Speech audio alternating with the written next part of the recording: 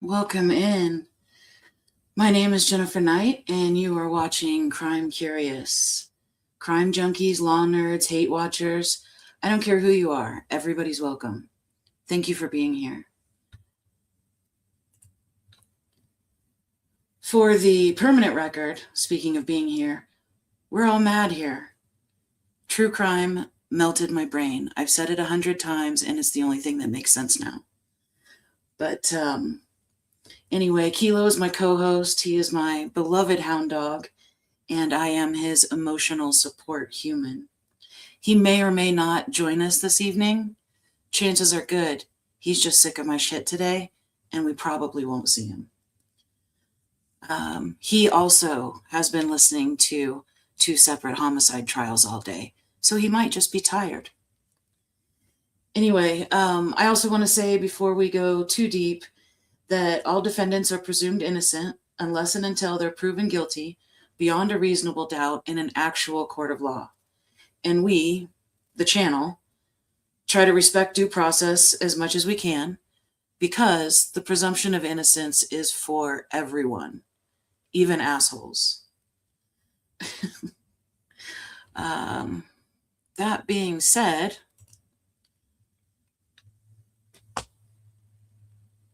these 2 assholes on your screen are both on trial this week for 2 separate homicide cases in Boulder County, Colorado. By the way, just one more quick sidebar and then I'm done, I promise. So I'm going to go ahead and ask that you like, subscribe, comment, but most importantly, share the video because the algorithm has most likely given up on me, probably due to inactivity, but also due to my continued use of words like assholes and murder when I'm talking about things like true crime. So I definitely need your help to get me back in the algorithm with commenting, liking, subscribing, sharing, all that good stuff, but especially sharing. Okay, where were we? Yes, we were speaking of assholes. So these 2 assholes on your screen are both on trial in Boulder County. The asshole on your left is John Ungerer, and the asshole on your right is Jimmy West. Lefty over there, Ungerer, is charged with the 2nd-degree murder of 38-year-old Angela Wilds in 2006. And righty over there, Jimmy West, is charged with the 1st-degree murder and sex trafficking of 19-year-old Zaria Hardee in 2024. And not only am I covering these cases together because the trials are happening at the same time in the same county, but both cases involve vulnerable, marginalized female victims who were living unhoused on the streets of Colorado. For anybody who's not familiar with where these trials are taking place, I do have a little map. Oh, whoops. Sorry. Here we go. Okay, so I'm in Colorado Springs, north of Denver, and then north and west of that is Boulder. And then north and west of Boulder is where Angela Wilds' body was found in 2006. And that is the case against John Ungerer. The second victim in the second case, Zaria Hardee, she was found in Boulder. So very close together, and now they're both on trial at the same time. I'm not sure that they're physically in the same courthouse because Boulder County, like El Paso County, has a combined court system. So, El Paso County is the 4th Judicial District, and there's an El Paso County courthouse. And up in Cripple Creek, there's also a Teller County courthouse.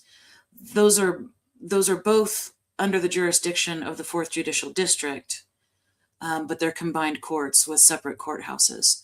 So it's quite possible that Jimmy West is on trial physically at the courthouse in Boulder County, and John Ungerer is physically in the courthouse in Longmont, which is for the combined court. So it's similar to Colorado Springs and Woodland Park, El Paso and Teller counties. Anyway, we're up north today. Boulder County Combined Courts. Let me get back to this. Okay, let's put the assholes back on the screen. So once again, the asshole on the left is John Ungerer, and the asshole on the right is Jimmy West. I don't know these people personally, but I've read enough and seen enough to know that it's probably not slander. Anyway,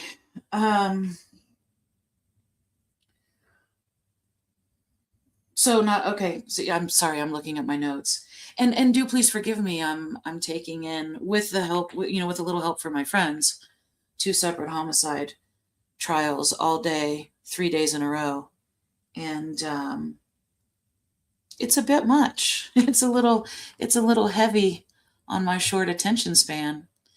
It looks like Stacy's here, Dandy's here, and Carolina, either or. It's good to see you guys. Thank you guys all for being here. Okay, back to the assholes.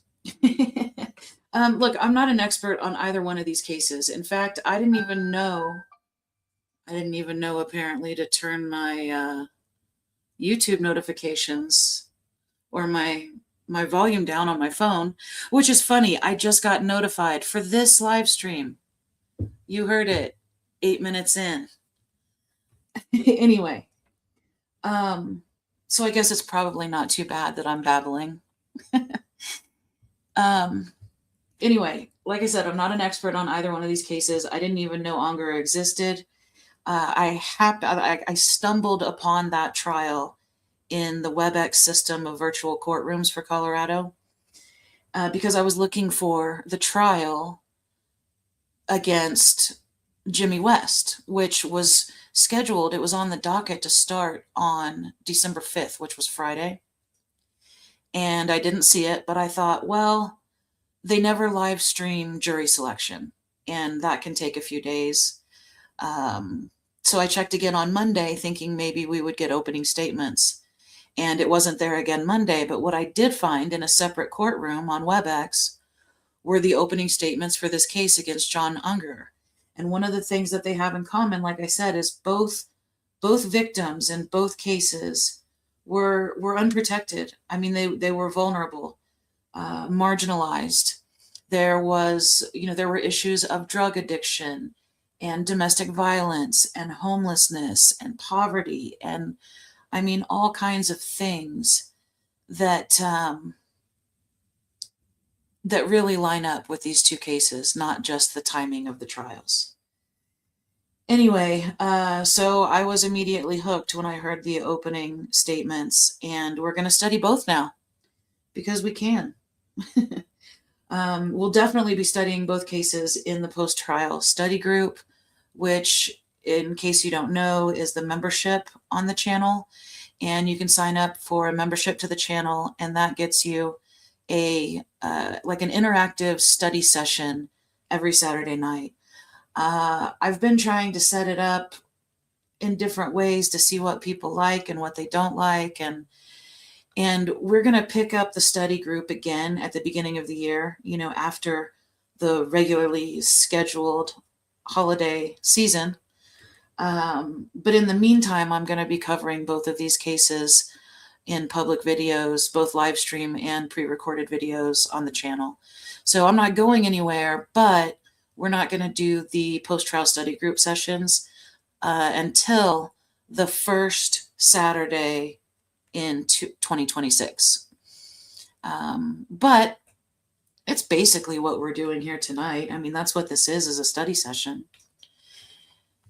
And I did donate. Well, I didn't donate. What am I, Amber Heard? It's not a donation. I did give out 10 gift memberships tonight before I started the live stream because YouTube allows me to give out 10 free memberships every month. And that gifted membership lasts for 30 days, and then it's up to you if you want to continue doing it or not. So I did do that before starting the live stream. So here's what we're, that's all of the, I wondered, Stacy, if that Amber Heard reference went by too quickly, but you knew what I was talking about. No, you did not donate it. You pledged it. Anyway. And Dandy said she pledged. You actually donated. Oh, I just love you guys. Okay. So here's what we're going to get. We're going to use words. That's what we're going to do. We are definitely going to go over the charging documents in both cases. And I know that some of you have been around and heard the affidavit of probable cause in the case against Jimmy West, but I think it's good that we go through it again here tonight after the Ungerer documents. So we're definitely going to go through the charging documents while the trial is happening. While the trials are happening. And then we're also going to go over media coverage on both cases. With Jimmy West, who was, he's only been in jail for this crime for about a year.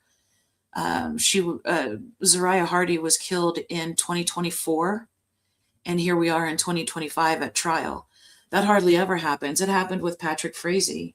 Patrick Frazee killed Kelsey Barrett in 2018, and he was convicted guilty by the same time the following year in 2019.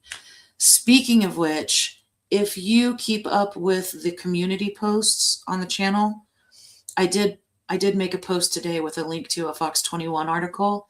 Patrick Frazee has filed another appeal, and we're definitely going to be talking about that at some point. That's another crazy one. Anyway, so we're definitely going to go over the charging documents in these two cases. We're going to go over the media coverage and find out what people are saying or not saying about these marginalized victims. And then we're also going to go over our shared experience. Hint, hint. We're also going to go over our shared experience as public observers in a virtual courtroom. So if you guys can, both on the community wall in a post that I made about the live streaming of WebEx and in these trials, but also in the description box on this video, there are links to the WebEx for both trials. And the trick is, so there's no cameras allowed in the courtroom, no outside cameras, right? But like Colorado's case against Letitia Stout, they are live streaming the WebEx.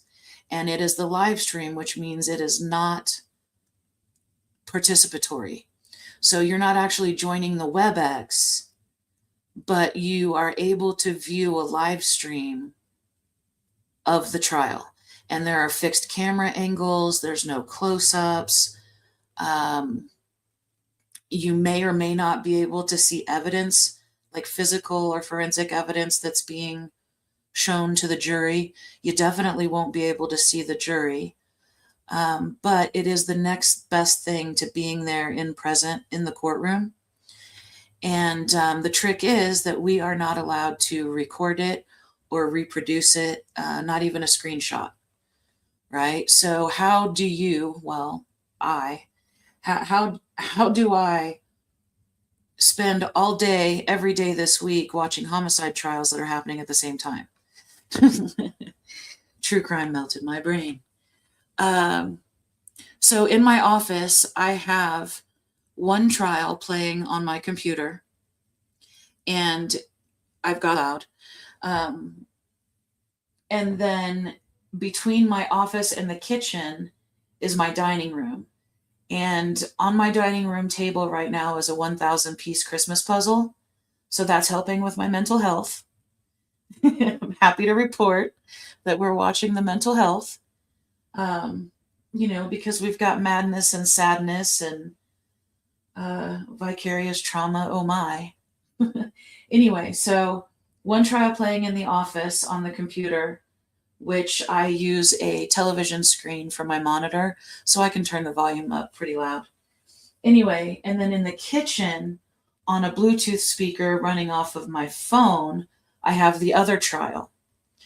And so from the middle, where I'm working on a puzzle in my dining room, I can hear what's going on with both trials. I feel like I should give some sort of like disclaimer or warning, like, don't try this at home. I'm incredibly unprofessional. Do not try this at home. But so, of course, I can't pay attention the way that I would be if I were only listening to one, right? But I have two friends that are helping me. So I have one person who is taking very careful notes about Jimmy West and everything that's happening in that trial. What the witnesses are, names and spelling, what they go over, just a summary, basically, of each witness and the day's events.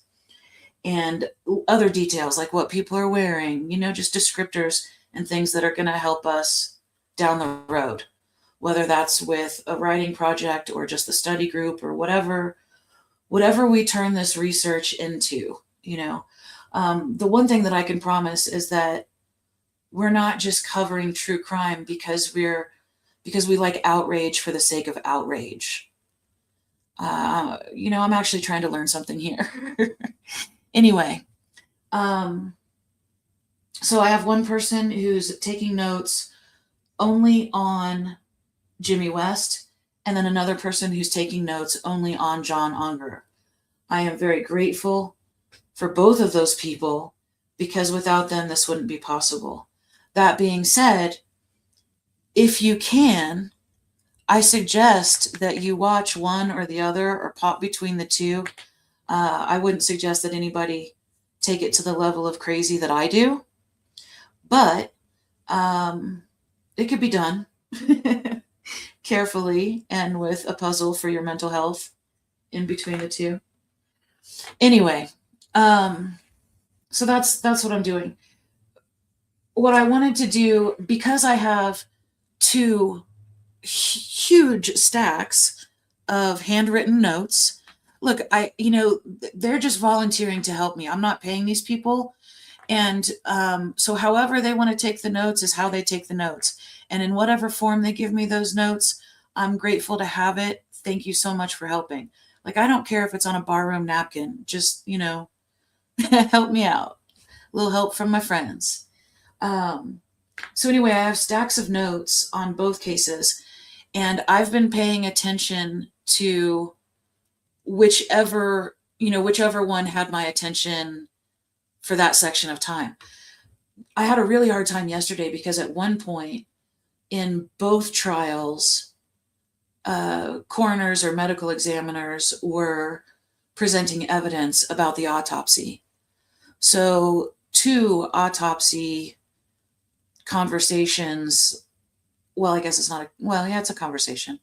But, hearing about both autopsies at the same time was a bit much. There's no way that I could have even possibly gone live last night. A friend of mine texted me and she's like, "Did I miss the live?" You didn't. I couldn't do it. I just couldn't do it.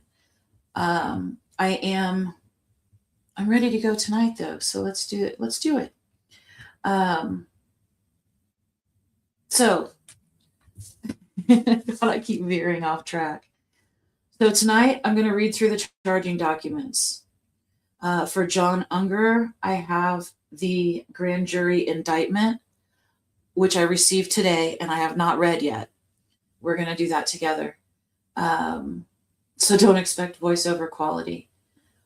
And then we have the affidavit of probable cause for Jimmy West. And I might not read the whole thing, but I definitely want to go through it. Now, both of those documents are going to be available at the website, crimecurious.com, but I haven't had time to update the website yet. I am working on it, and I can promise the website will be up to date with daily trial notes in the written form by this weekend, by the end of this weekend. So I'm also working on independent timelines for both cases because, we have all the pretrial information, but then everything that we learn at trial. And then those written reports, timelines, and all of that will be available on the website. I'm forgetting something. What am I forgetting, you guys?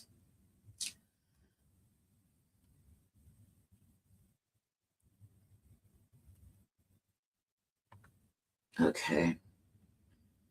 See, I've got you should see my desk. It's a mess.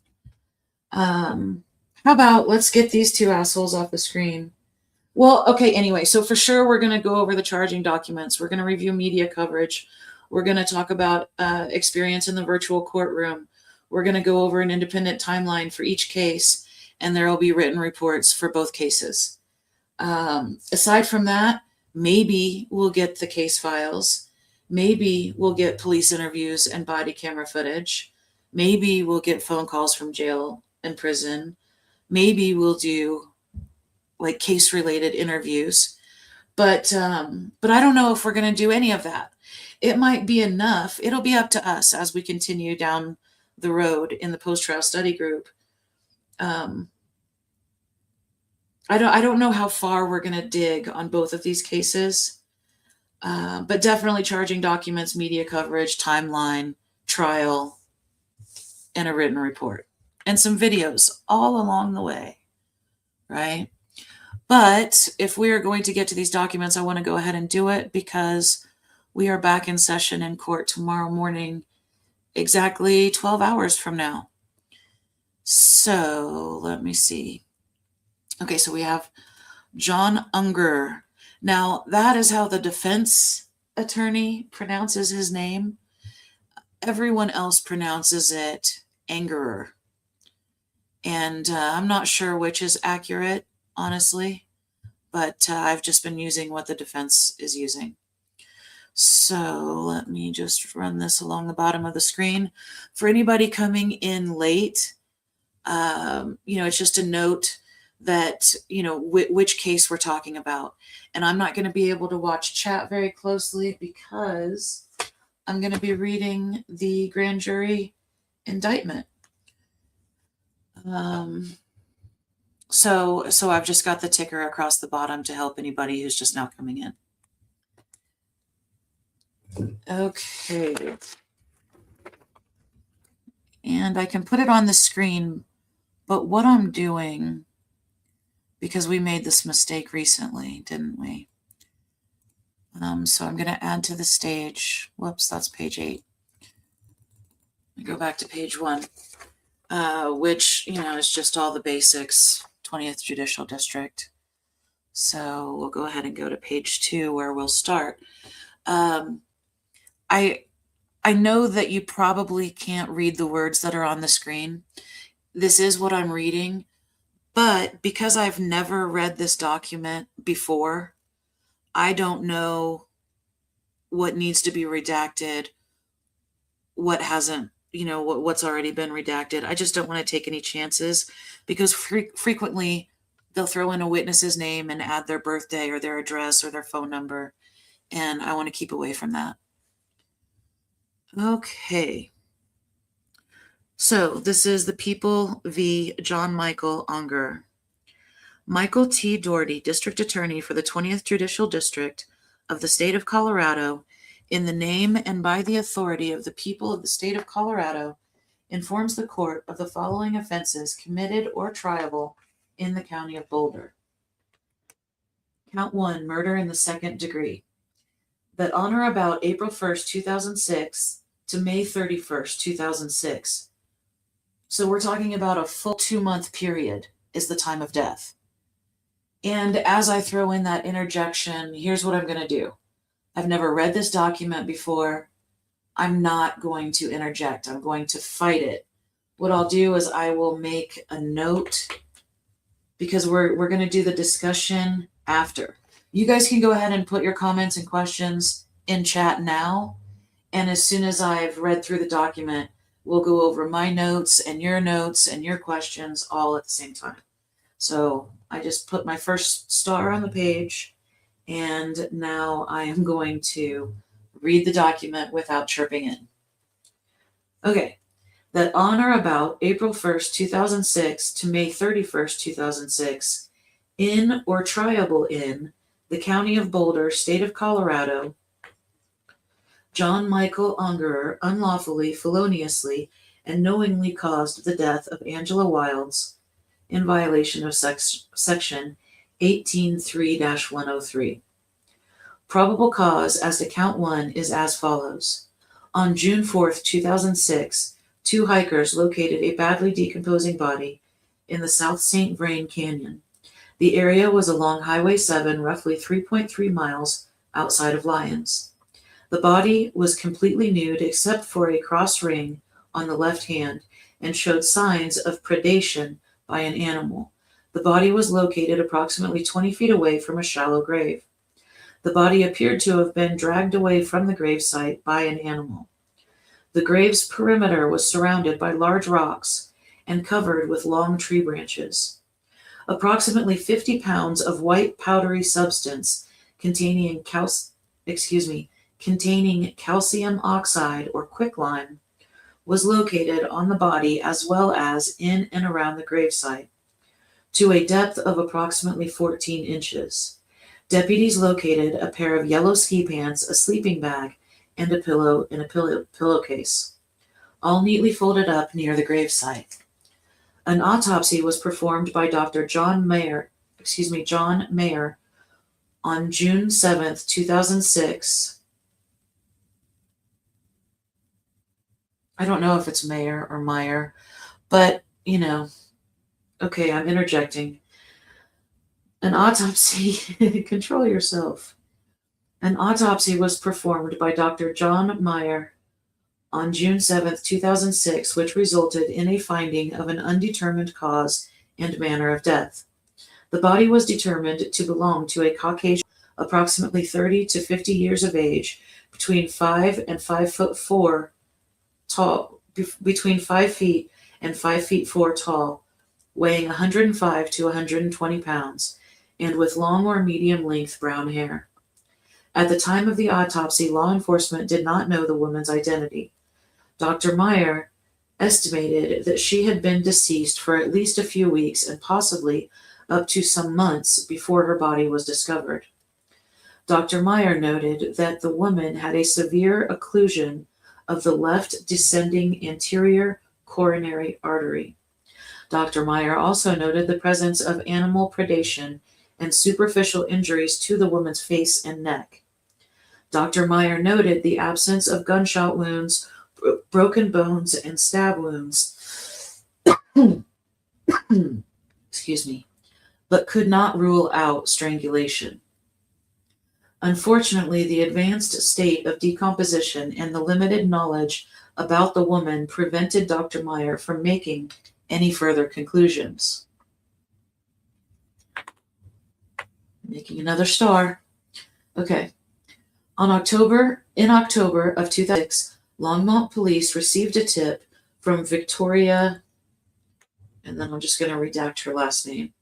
She mentioned that she had not seen her friend, who she called Angie Wilder, in several months. Investigators were able to locate an Angela Wilds, and then something is redacted here, with ties to the Longmont area. Victoria reported that Wilds matched the description of the unidentified woman and was known to wear a similar cross ring. In November of 2006, the rib bones from the unidentified woman with 4 of Wilds' sisters confirmed Angela Wilds' identity.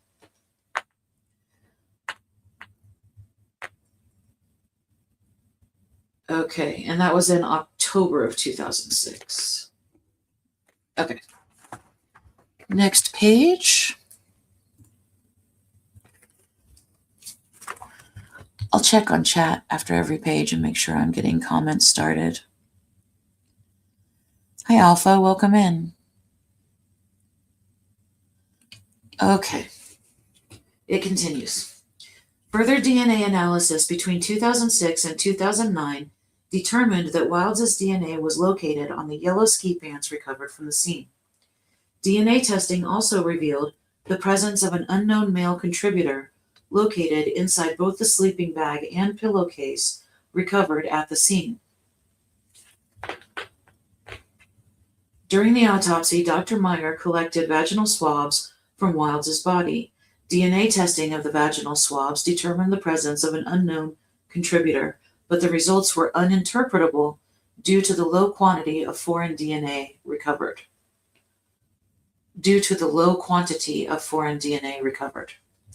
The unknown DNA profile from inside the sleeping bag was entered into a national database for comparison. On January 22, 2009, detectives received a report identifying John Unger as a potential match to the unknown profile inside the sleeping bag. A buccal swab was collected from Unger in March of 2009 and compared to the items recovered from the scene. Unger's DNA matched the major contributor profile located on the pillowcase and inside the sleeping bag. There was still insufficient DNA material present to complete an analysis on Wilds' vaginal swabs with the technology available at the time. Several people reported seeing Unger and Wilds together in late 2005 and early 2006. Both were also associated with a 1970s Toyota pickup truck that has never been located or recovered. Unger's sister and mother reported that in the spring of 2006, he talked about a girlfriend and purchasing an engagement ring. Neither met Unger's girlfriend nor heard her name. Unger was interviewed by a detective with the Anchorage Police Department on August 26, 2009. Unger reported that in February or March of 2006, he had gone to dive school in Texas. He had returned to Colorado and remained in Canyon City, Longmont, and Monte Vista from March of 2006 through July of 2006. In August of 2006, Unger reported that he had moved to Alaska. Unger stated he did not know anyone named Angie or Angela in Colorado. Unger further denied knowing or recognizing Wilds when her photo was shown to him. And that's important, obviously. The only reason I am interjecting is because I was pausing to properly turn my ringer off this time. Okay, so where were we? Okay, he pretended he didn't know her, never heard of her, doesn't recognize her. On September 16, 2009, Unger was interviewed by two members of the Boulder County Sheriff's Office. Unger again denied knowing an Angie or Angela and denied recognizing her photo. Unger also stated that he did not recognize the sleeping bag, pillow, yellow ski pants, or Wilds' ring. Unger further denied camping in the South St. Vrain area.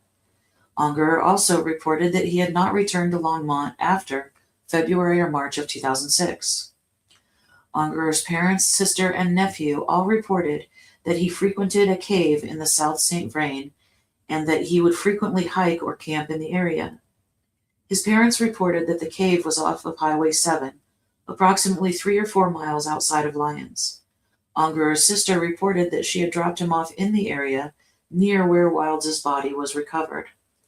His nephew said he had hiked the area with Unger in the past. Before, there was also a report of Unger's vehicle being recovered near the 29.9 mile marker of Highway 7 after he had gotten into a dispute with his brother-in-law. Unger was arrested in 2010 and charged with second-degree murder. The case proceeded to a preliminary hearing on July 12, 2010. After hearing evidence, the presiding judge determined that the charge was not supported by probable cause and dismissed the case. Several acquaintances, I forgot to turn your page on the screen. And let's check in with chat. Everybody's still saying hello and just listening.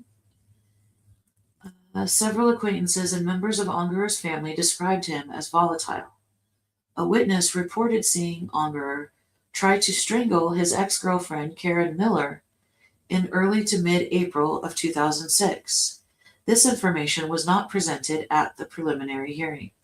At the time of the preliminary hearing, Dr. Meyer was unaware of the DNA results, any biographical information about Wilds, Ungerer's denial of knowing Wilds, and evidence regarding Ungerer's conduct with Karen Miller. So it looks like that's the new evidence for new charges. Okay. In the intervening years, detectives have continued to interview witnesses and pursue leads, strengthening Ungerer's ties to Wilds.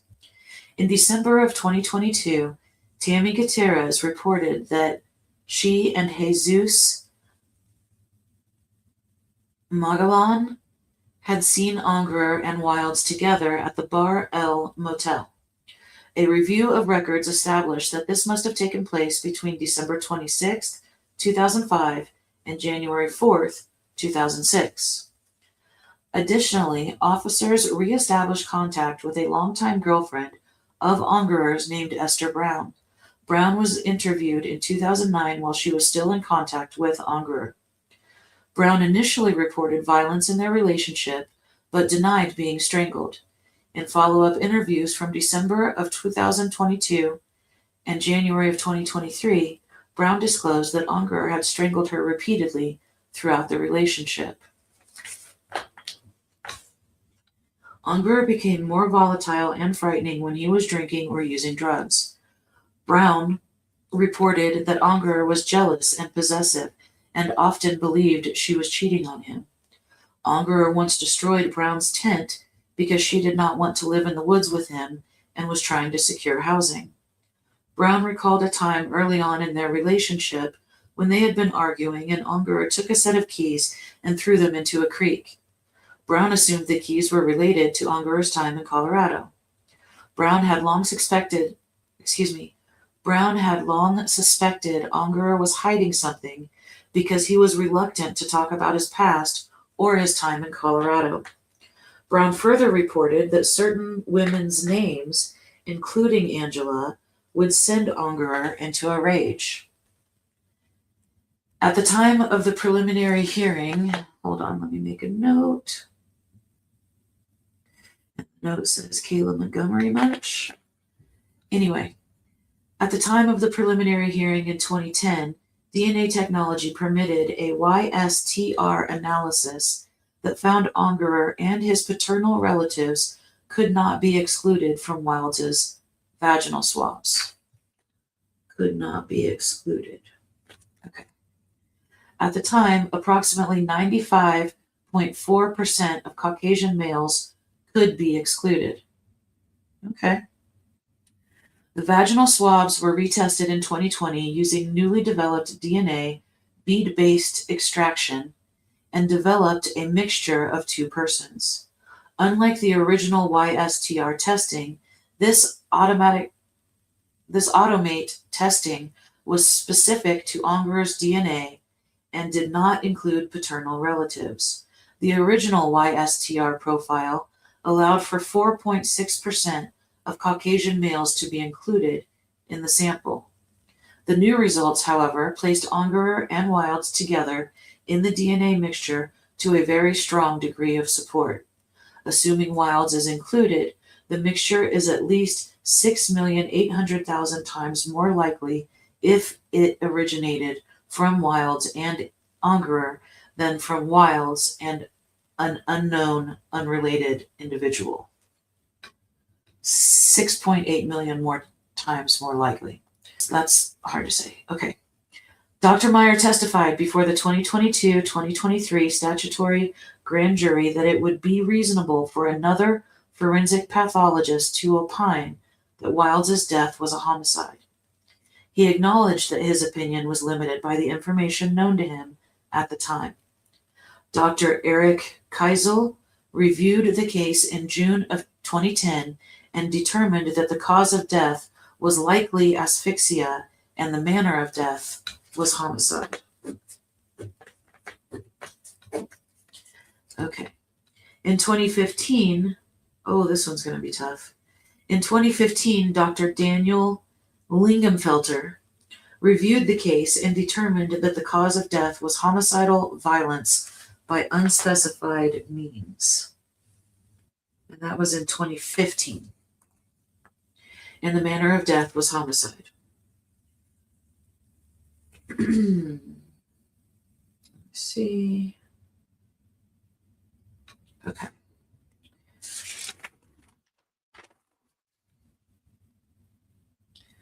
Dr. Lingenfelter concluded that the manner of death should be ruled a homicide because the definition of homicide is death at the hands of another, and the investigation showed that to be the description most accurate, and the investigation showed that to be the description most accurately reflecting the death of Angela Wilds. And let me turn your page on the screen. Okay. Specifically, Dr. Lingenfelter found that the investigative findings of Wilds's remains being discovered nude, severely decomposed in a secluded wooded location, dragged from a shallow grave in which Wilds was buried in and covered with lime, showed that a deliberate attempt was undertaken to conceal her body and that another person or persons are responsible for her death. Dr. Lingenfelter further opined that while clear and convincing evidence allowed for a determination of the manner of death, a specific cause of death could not have been determined, but that an asphyxia event was most likely. This is all very tricky stuff. Just a couple more paragraphs and we're done. And we can talk about it. Dr. Lingenfelter additionally ruled out the possibility of intoxication as the cause of death. Dr. Lingenfelter opined that the severe atherosclerotic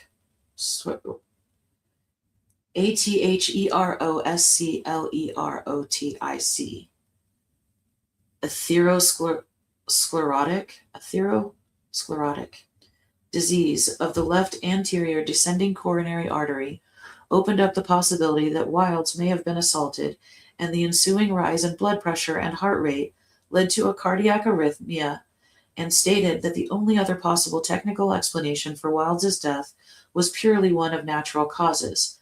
But the fact that she was buried nude, covered in a lime-like substance in a shallow grave in a remote wooded location, effectively eliminated the natural cause's death as a plausible explanation for Wilds's demise. Dr. Meyer was not aware of the previous interview regarding Karen Miller, and none of the pathologists were aware of the new interviews with Esther Brown involving strangulation. With this new evidence to include much more conclusive DNA evidence, additional acts of strangulation motivated by domestic violence, and additional detail and expert opinion provided by pathologist Dr. Lingenfelter, there is probable cause for the charge of murder in the second degree. All offenses against the peace and dignity of the people of the state of Colorado. And then the final page is just where the grand jury signs off on it through the foreperson. And of course, that's been redacted. And so that was February of 3. And it was notarized on, it looks like July 5th, 2024. No, that's when the notary's commission expires. Anyway, it just says this blank day of February 2023. Maybe there's a date on the first page. Date filed March 9th. That doesn't help. Anyway, so the grand jury,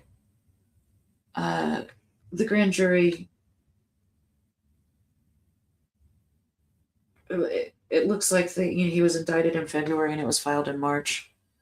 I do have the beginnings. Like I said, that was Stacy says these dates are all over the place. Yeah. And again, keep in mind, I had never even heard of this case until Monday. And I just got this grand jury indictment today. I'll get it up on the website, but I have started a handwritten timeline, not of events necessarily in the case. It's more like a process of, or a timeline of due process, because these dates are all over the place. So let me just look through my messy handwritten notes really quickly. That's all on West. Here we go. Okay. So according to this affidavit, or I'm sorry, this indictment,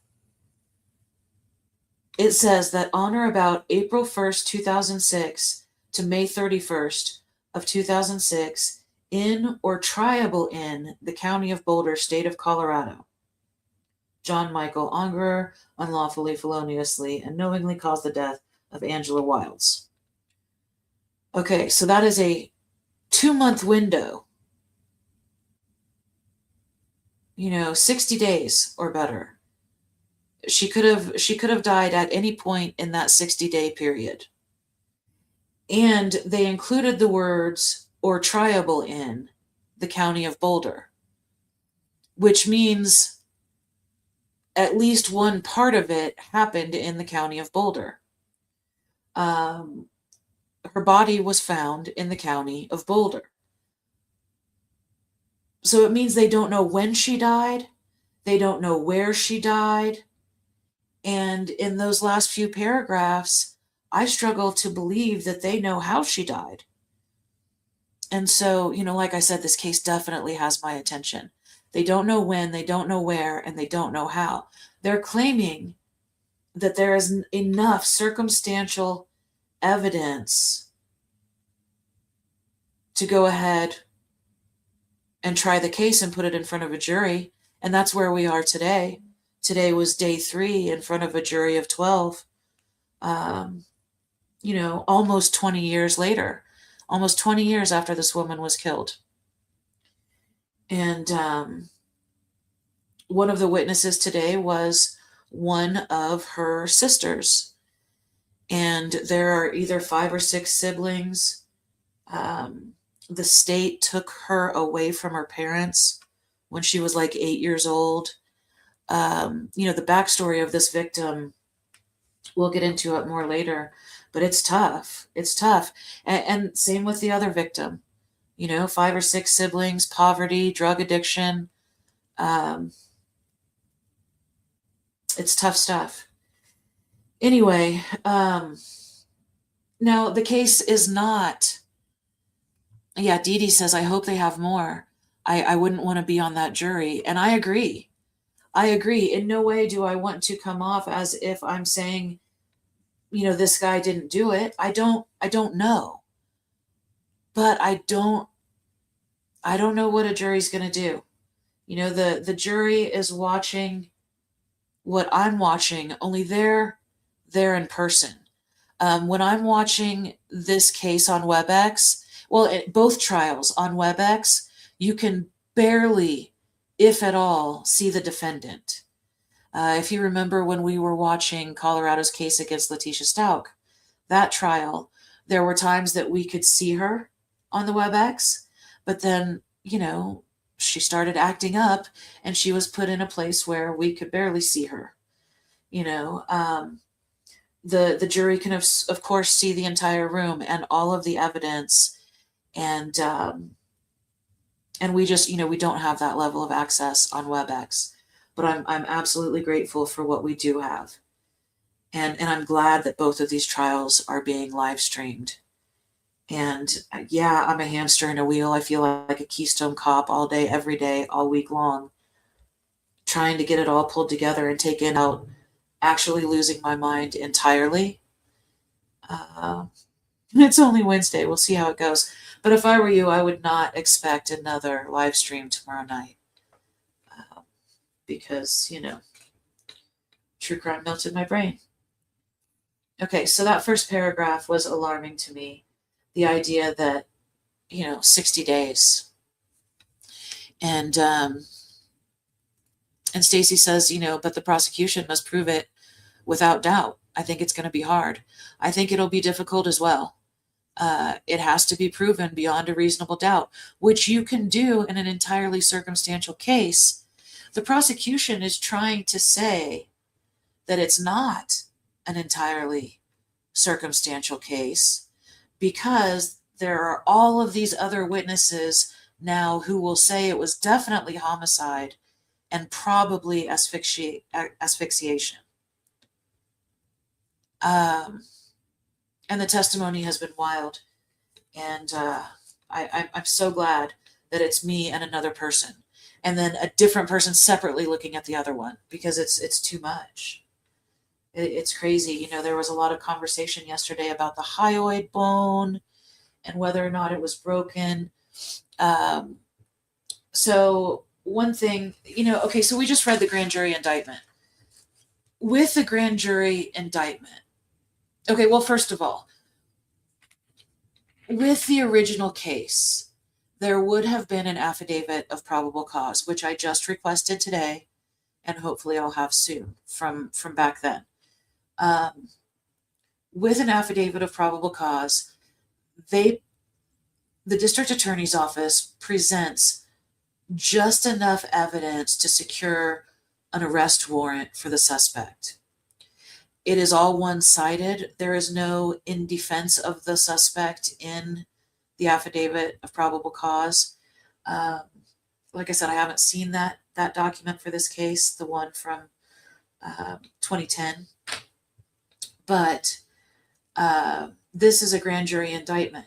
This is a grand jury indictment is even more one-sided than the original affidavit of probable cause. There's absolutely no defense. Now, and they don't have to give all of the evidence that they have in either case. Whether it's an indictment or an affidavit, they don't have to give all of their evidence. You know, they don't want to give away their whole case. And they don't have to, you know, provide evidence for the defense. And I don't think you can't consider it exculpatory that we're learning now that trial has begun. Now we're learning that the victim had a heart condition, which was so serious that had she gone to the hospital, they would not have let her go home. She would have received emergency treatment, if not emergency heart surgery, had she gone to a hospital. And that's based on her autopsy. So this heart condition could have killed her at any time. And let's not fool ourselves. The woman was smoking crack. Okay, they talk a lot about doing cocaine, and they talk about a bump of cocaine and all of that. There was a lot of stuff going on. It was, you know, there was a group of homeless folks living in the woods, crawling into town for services through either government or volunteer agencies and organizations, you know, food pantries, places that provide sleeping bags and coats and warm clothing, or, you know, meals or whatever. But, oh man, there's just so much. I kind of lost my train of thought there. But, I mean, she could have died at any point based on the heart condition during the autopsy. And the prosecution is really trying to push the narrative that she was strangled, and she could have been. But so far, what I've seen with my own eyes, and I haven't watched every bit because I've also been watching Jimmy West. I've been going back and forth. And I haven't reviewed all of the notes yet. That's not what tonight is. Tonight is not an accounting of everything I'm experiencing watching these trials. It's not a you know, documentation of my trial notes. That will come by the end of the day on Sunday. We'll be all caught up for everything that happened in court this week. But there's things that have happened that, of course, I missed. It would be impossible for me not to miss stuff. That's why I have the help. Anyway, everything that I've seen, there has been some really compelling testimony. But if I'm on that jury, I got to tell you, as of the end of the day today, I think I would acquit. That's not really fair though, because they've seen a whole hell of a lot more than I have. I'm going to have to refer to the notes of someone else to pick up the pieces I missed. So we'll see how I feel after I pick up the notes of someone else that I trust. But as of right now, my own personal experience, I can't imagine. So Mark Redwine was a second-degree murder case, and he got 48 years. I think 48 years is the maximum you can get on second-degree murder, but I'm going to make a note to look up potential charges. Or, potential sentencing. Potential sentencing. Okay. But anyway, even at the max, if the max is 48 years, I don't know that there's been enough evidence presented to this jury, even though they're not the ones that will impose sentencing. The judge will impose the sentencing. But I don't think that the jury has seen enough evidence yet to say beyond a reasonable doubt that John Ungerer absolutely killed Angela Wilds. And once again, I want to be very clear. I'm not saying he's innocent. I'm not. But I do think this is a best guess situation. And, the Constitution of the United States was not written about best guesses. It has to be proven beyond a reasonable doubt. So I agree, Stacy. I think it's going to be really difficult. Dandy says it's going to be an uphill battle for the state, and it definitely is. And Dandy has a good point. So Dandy's point is that Angela didn't put calcium bicarbonate on herself after death. She didn't strip herself nude, bury herself in the ground, put 50 pounds of quicklime on herself, cover herself with dirt, adorn the grave with rocks and long branches, and then put a pile of clothing with a sleeping bag or ski pants, a pillow and a pillowcase, and a sleeping bag folded neatly by her gravesite. She didn't do that. But does the fact that someone, and even in the indictment, it says a person or persons. So a person or persons definitely buried her,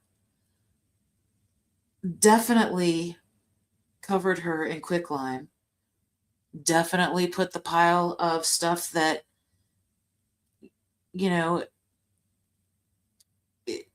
if you're the killer, do you put a neat pile of DNA evidence next to a gravesite? One of the arguments was whether or not it was a clandestine grave, with clandestine just meaning hidden. The defense is arguing it wasn't clandestine, it wasn't hidden. It was surrounded with rocks. Her belongings were piled neatly next to the gravesite. And Dandy makes another excellent point. Even homeless addicts will report a death and not try to hide it. And I agree with that. But that's not an all or nothing thing. That's not an every time thing. Is it possible? She had this 90% occlusion in her heart that could have dropped her on the spot, and she's doing speed and living homeless and working as a sex worker. They have not come out verbatim and said that she was dabbling in prostitution, but it's definitely been implied on several occasions, over and over. It's been implied that she was a homeless drug addict who was participating in transactional sexual activity, whether to feed her addiction or just to, survive financially, whatever her reasonings were. She was living a certain sort of lifestyle. At 38 years old, she didn't have any of her teeth still. She lost her teeth due to, neglect and they just rotted. And that happens a lot with people who are on speed, whether that's meth or coke or pills even. Pills will rot your teeth out of your head. Anyway, Dandy says even homeless addicts will report a death and not try to hide it. But if you're with her and let's say you've got a couple of felonies under your belt and you're high on drugs and she was high on drugs, or somebody's got a warrant, or whatever it is, I'm sure that there are some homeless addicts who would not report the death and would try to hide it. So there again, we go back to this beyond a reasonable doubt. And my thing is, even a junkie, I just can't, I just can't imagine.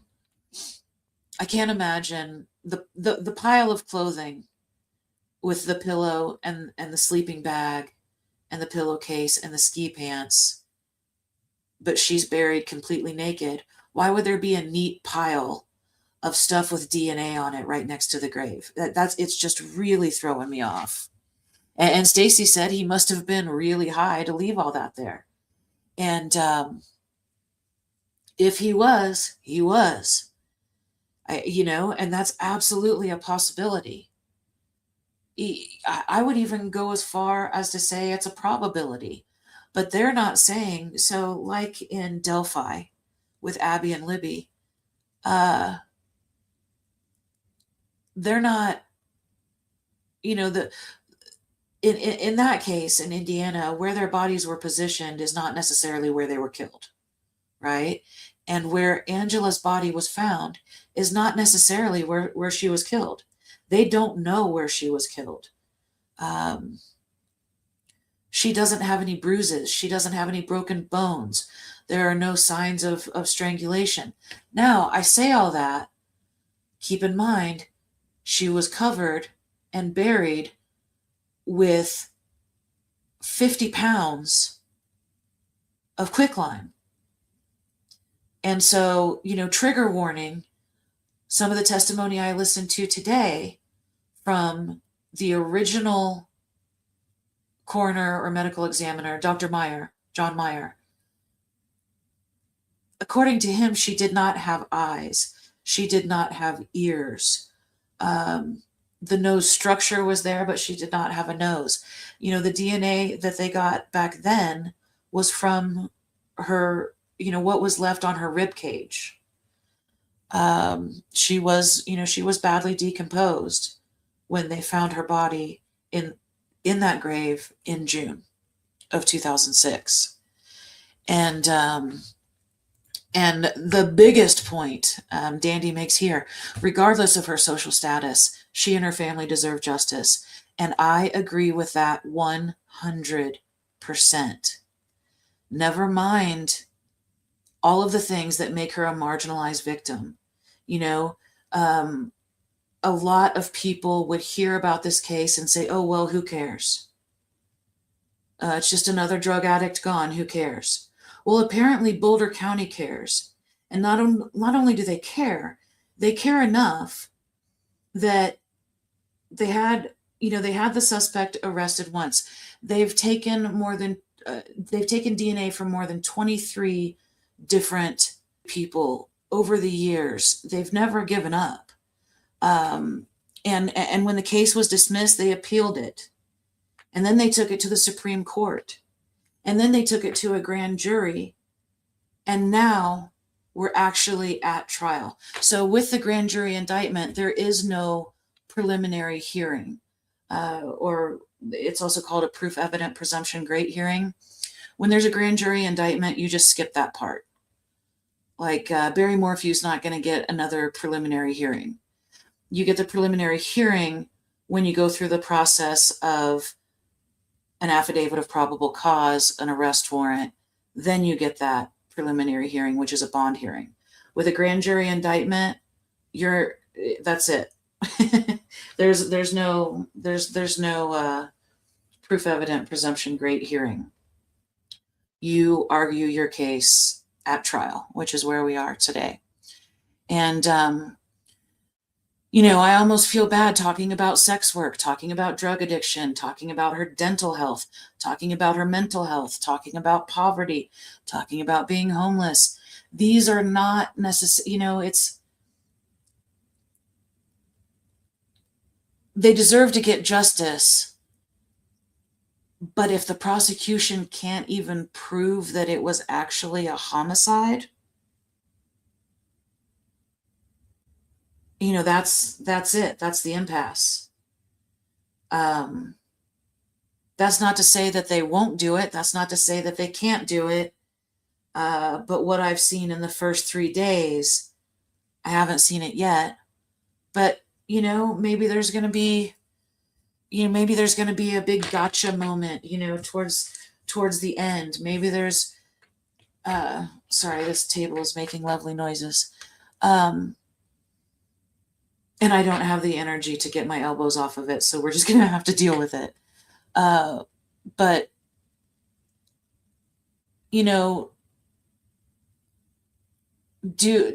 does she and her family deserve justice for a homicide, or did a person or persons tamper with a deceased human body? Which is an entirely separate charge all on its own, which nobody has been charged with. The original charge was second-degree murder, and the new charge is second-degree murder. There are no lesser included charges like tampering with evidence or tampering with a deceased human body. And that's really all that we can prove happened, is that somebody buried her. Somebody put quicklime on her. Somebody folded those belongings and put them next to the grave. And somebody kept a whole lot of secrets, person or persons kept a whole lot of secrets. I don't know. But what I do know is that I'm very grateful for you guys walking through this with me, because it's a lot. It's a lot. And as soon as these 2 trials are over, I will be taking a little bit of time off. I'm going to do some videos, of course, on both of these cases, but I will also be taking a big fat break. Okay, so that was the grand jury indictment for John Ungerer. Real quick, just going through some more comments here. Stacy says 19 years to get it to trial, though. That gives me red flags from jump. Is the state just trying to pin someone so they can close the case, or do they really have proof to convict? And we won't know until it's over. We won't know until deliberation. But there are red flags all over it, but they're fighting so hard. The prosecution, that's one thing I know for sure, is that they are fighting so hard. Her family at least has to see how hard they're fighting for her. Her family believes that she was murdered. The prosecution believes that she was murdered. A lot of people believe that she was murdered, but it has to be proven beyond a reasonable doubt in an actual court of law. And this is it. If the jury cannot come to a unanimous decision to find him guilty, he walks and he can never be tried for it again. Now, when he walked the first time, because it was after that the charges were dismissed without prejudice, which meant that he can be retried on the same charges, because it was at that stage of the game. If the case is dismissed any time up until the point where the jury is seated, then they can dismiss the charges.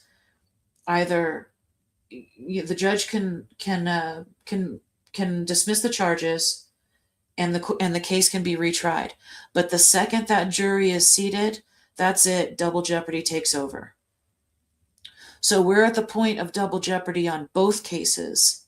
And I think that both cases are a bit convoluted. But how could they not be? How could there not be holes in these cases? Because, think about some of the other trials that we've seen recently. Look at, let's go back to Colorado v. Letitia Stout. Think about how much digital evidence there was in that case. We had Albert's phone records. We had Letitia's phone records. We had Gannon's phone records. We had Harley's phone records. We had Landon's phone records. We had GPS location data from the rented moving van, the second one. We had GPS data location from Letitia's main vehicle. We had tracking location from her aunt's rental car when she visited, the original body dump site. We had, just GPS data. We had surveillance footage. Exactly, Stacy. Letitia Stout was cooked from the start, no reasonable doubt at all. But they had so much more evidence against her. But she wasn't living the lifestyle that these people were living. Cell phones move from person to person. Sometimes they have minutes, sometimes they don't. They're almost always burner phones that disappear, right? They get destroyed, they get sold, they get lost, they get broken, whatever. Broken on accident, destroyed on purpose, whatever. We don't have the cell phone records that prove, that these two people were connected. And some of the testimony today that I listened to was a worker at a place called the OUR Service Center, which provides, basic human needs services to not only the homeless population, but to people who need help preventing homelessness, so they'll help with utilities, or they'll help with rent, or they'll help with food or whatever. So they don't deal just with the homeless population. They also try to prevent homelessness. But there was a worker from there that was on the stand today, and the prosecution was using her testimony to connect the victim with John Ungerer, who has, just because they ate food at the same table at a place, at a public place where, hundreds of people could show up for a meal, and frequently did. The place was always full, apparently. The witness today was saying that there were cliques, and she wouldn't go as far as to say that John and Angela were part of the same clique back at that time, but that she did see them sitting at the same table together and they were friends, but she wouldn't say that John was actually part of the clique. It was all very confusing. And this is a volunteer worker, who's recounting who sat with who of the homeless people that they were helping 20 years ago. Like, it is shaky. Let's see. Dandy said, I feel terribly bad for street workers. I wish there was a system in place to keep track of the vulnerable doing that service. Yeah, I feel sorry for them as well. I certainly wouldn't encourage it, and there's no way I could handle it. But it is the oldest. It is the world's oldest profession, illegal in most states. Yeah, that's a social quest. That's a big one to tackle. And Vitamin DD's in the house. Speaking of Letitia, how's that book coming along? We're not going to talk about that book right now, DD, but it's okay. It's evolving. We'll put it that way. It's evolving into something slightly different, but still all of the hard work is in it and will be published. Let's see. Stacy says, clearly Letitia was not a true crime junkie. Otherwise, she wouldn't have left so much evidence. Well, maybe, she's probably reading up on it now in prison.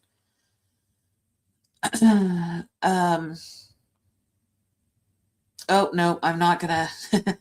Yeah, Letitia thought she was a genius. That's for damn sure. We are not going to branch off into Letitia right now. But thank you for asking about the book, Dee Dee. It is still very important to me. And yeah. Anyway, I just don't want to get distracted because we're covering 2 other cases tonight, even though I know I've been all over the place. Okay, so let's go ahead and take that off the screen. And now we're going to jump over to Jimmy West. Do you guys have any final thoughts on John Ungerer before we do that? Before we jump over, do you guys have any questions, or do you have anything else that you want to go over with that case? I'm gonna assume probably not. There's so much more to come, and I'm sorry that I can't give you the exact trial notes yet, but I have to compile them and put together my own and then the notes of 2 others, and then we're gonna come through with a good timeline. Oh, that's what I wanted to do. I got distracted. Okay, so it started in 2006. I wasn't forgot.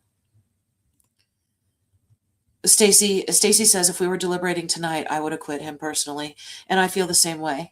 And I hope that if in fact they can prove that she was murdered, I hope that if he did it, he doesn't get away with it.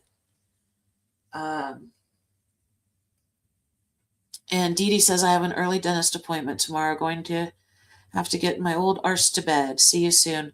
All right, Dee Dee, bye. I appreciate you being here. We'll see you soon. And thanks for participating in chat. I appreciate it. Okay, so 2006. Wait, where's my other pages? Good Lord. 2000. Where's the rest of my timeline? Okay, maybe I won't go over the timeline until I'm better prepared. I am currently ill prepared with the timeline.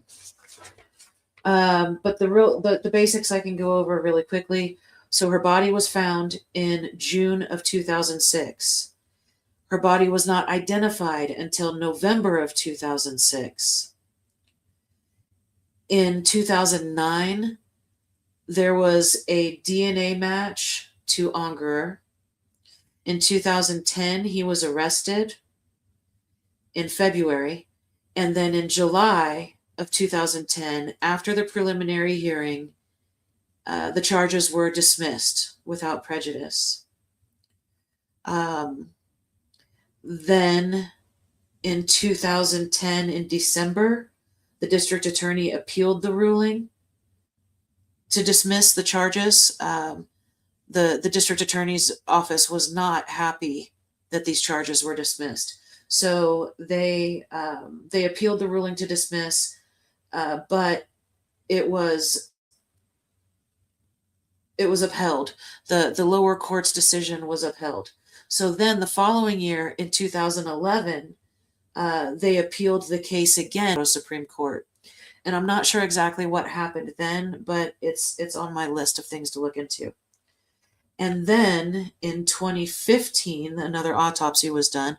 They've been doing all sorts of interviews throughout all of those years. And then in 2023, the grand jury indictment came down. And then he was arrested again. Now, both times he was arrested, in 2010 and in 2023. Both times he was living in Anchorage, Alaska. He was extradited both times. Now, when they dismissed the charges the first time he was extradited, they dismissed the charges and told him he was free to go, but they also told him that they weren't responsible for his ticket back to Alaska. He had to get back to Alaska on his own, and I'm sure the same thing will happen if he is acquitted. If he is acquitted here after this trial, they'll be buying him a ticket home. He'll have to get home himself. Anyway, so March of 2023, grand jury indictment, and then he was arrested, and then he was extradited, and then in November of 2024, the judge ruled the defendant incompetent to stand trial and ordered a competency evaluation. I won't get into all of the ins and outs of the competency or why he was deemed incompetent to stand trial, which is always a temporary thing. That doesn't mean that he was pleading guilty by reason of insanity. He's not claiming to be insane. The judge said that there was enough evidence that he wasn't competent to stand trial.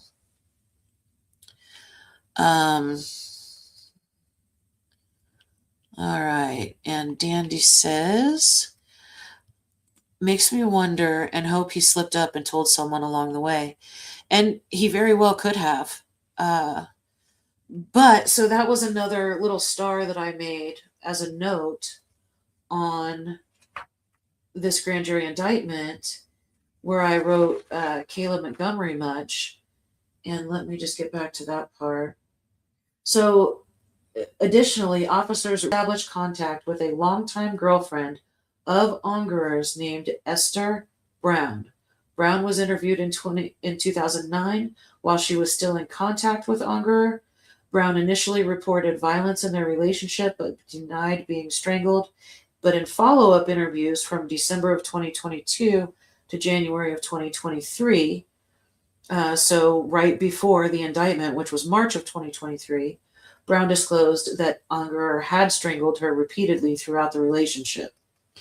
So once again, there's evidence through witness testimony, which I haven't seen her. I've not seen this Esther Brown testify, but in my mind, immediately I saw Kayla Montgomery. Immediately.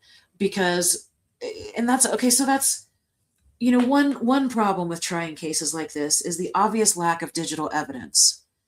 People moving around, people sharing belongings. I remember taking note in the affidavit on Jimmy West because it said the homeless camp that belonged to Jimmy West. No, the homeless encampment does not belong to anyone except maybe the city, maybe the county. Maybe it's private property, but if it is private property, it's not private property belonging to the homeless people living in tents on the property. So, my point being that it's harder to prove where someone was, what they did. They're not out there with digital or written calendars of, who they smoked crack with on what day. Okay, there's just not a solid record of that. However, if you're living, anyway, I think I've probably gone too far down that path for tonight. What was I even talking about? The lack of evidence, the moving around, the lifestyle. Oh, so I immediately saw Kayla Montgomery.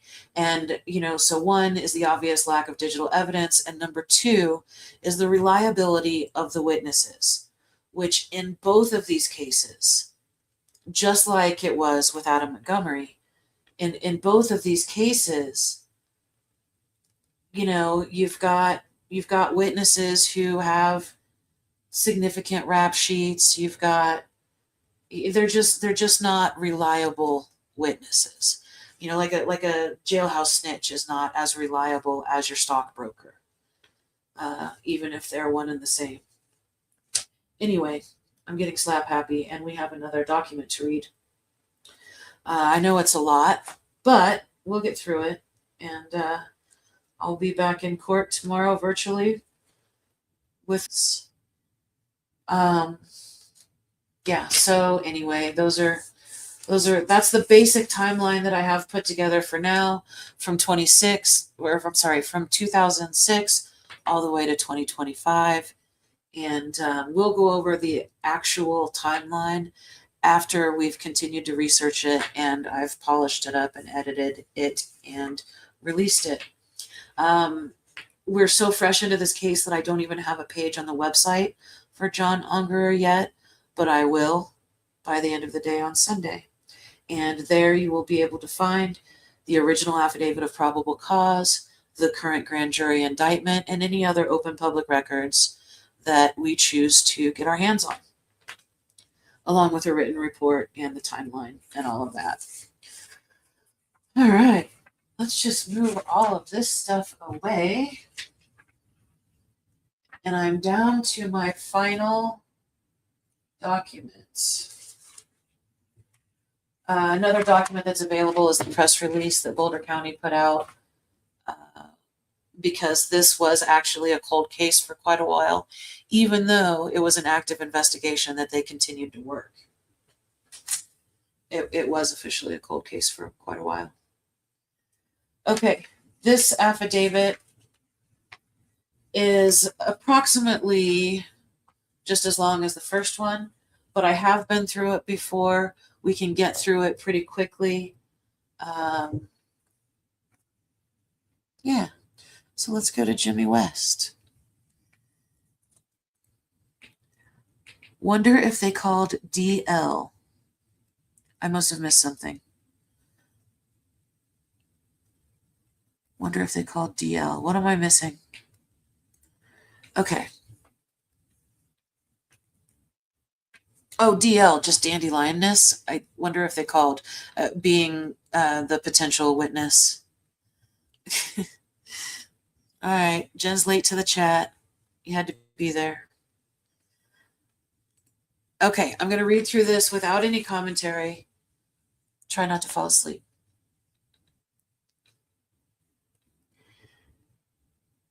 Your affiant, Detective Scott Byers, is a duly commissioned police officer for the city of Boulder, located in the county of Boulder, state of Colorado, being duly sworn, deposes and states.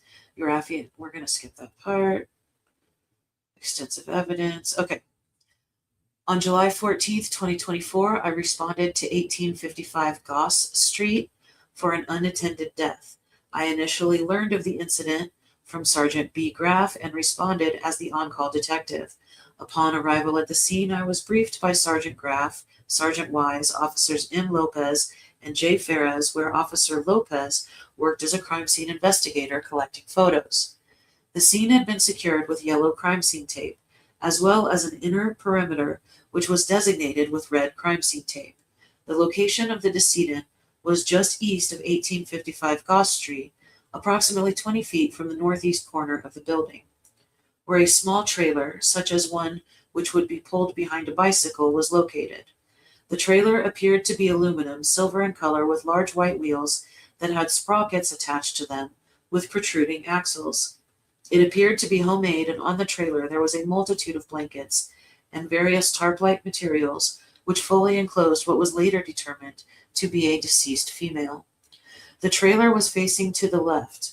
While facing it, and there was what appeared to be a black bedding comforter laying on the ground near what would be the front of the trailer. Materials covering the decedent, what appeared to be a canvas covering, was torn. I learned from the initial responding officers that the reporting party had moved the black comforter and torn the canvas covering, immediately backing away due to the smell of putrefaction. Due to that, I spoke directly with the reporting party, who stated she had been taking her recycling to the complex trash dumpster, which was located to the south of the decedent, with the decedent situated along the path where she walked. She being Claire, who is the witness. Claire was taking out her trash. According to Claire, she noticed a wagon or trailer which was in the same place for 4 or 5 days. When she went to take out her recycling, Claire stated she noticed a lot of flies, believing something was decomposing.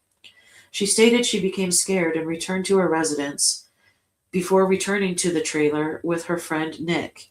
Nick joined our conversation and stated once he arrived at the trailer, he used a paper towel to pull back the black comforter and tore the thin tan canvas covering the decedent, finding a bunch of maggots, causing them to immediately call the police. I asked Nick about the covering, and he described it as being neatly wrapped on top prior to him moving it. I asked Nick or Claire if they had taken any photos of the trailer prior to moving any of the blankets, which they had not. I also asked if they had noticed any smells coming from the area, to which Claire stated she had noticed a bad smell for a couple of days, believing the smell was coming from a nearby dumpster, which may have contained rotting food in the sun. I also asked Nick and Claire if they noticed anything around the trailer which may have stood out to them, which they did not. Claire explained it was not unusual for items to be where the trailer was located, as the unhoused often leave items in the area. This information was also provided by the property manager, Les Madsen. I met Les at his apartment, where he invited myself and Officer Lopez in to speak.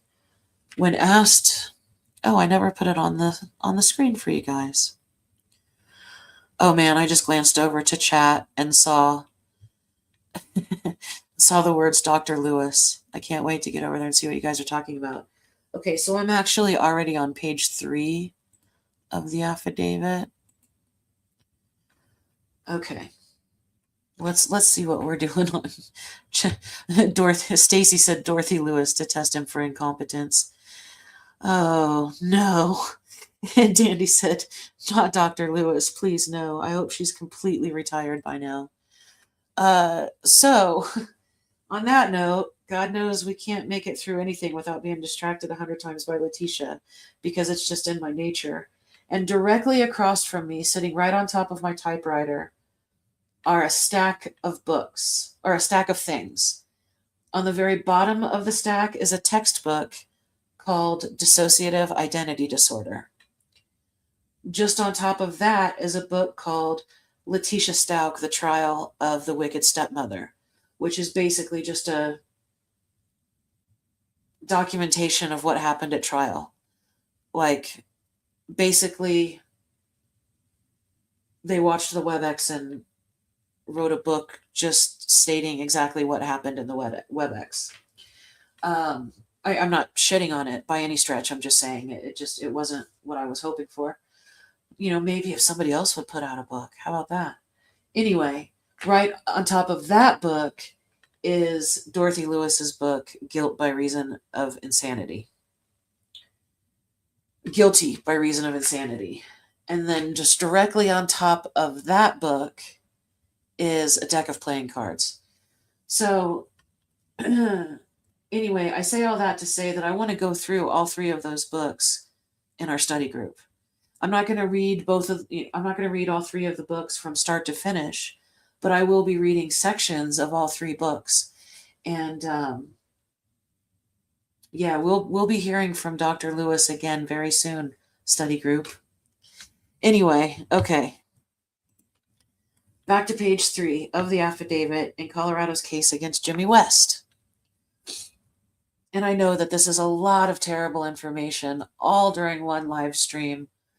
Trials every day with a little help from my friends, then we can get through both charging documents tonight, and I can be on time for my virtual court appearance. Through the virtual courtroom, because I'm not actually participating, I can sit here and drink coffee in my pajamas until I feel like getting ready, on the first break, or maybe I go in the other room and work on my puzzle. Who knows?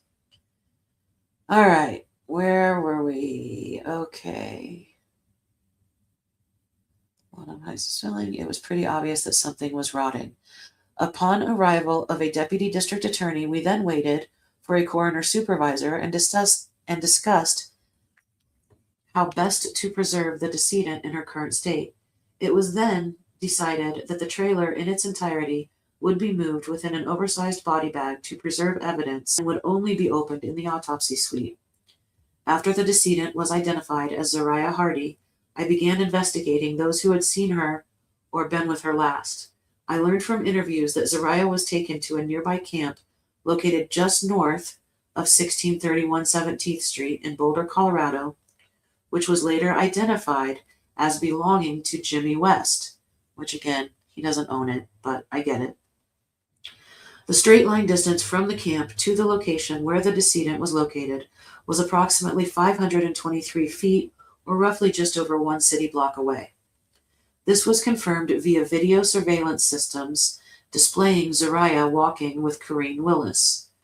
And we learn in trial that Corrine also goes by Kiki, and Jimmy also goes by Little Bear. Everybody's got a street name. In fact, I shouldn't be interjecting. I'm supposed to be just reading the document. Forget the street names. We'll talk about it later. All right. Surveillance systems displaying Zaria walking with Corrine Willis eastbound on Canyon Boulevard nearing 15th Street at 1300 hours on July 10th, 2024. Corrine was interviewed and admitted to taking Zaria to the camp of Jimmy West to help Zaria clean herself, and then a very long ending to that sentence is redacted.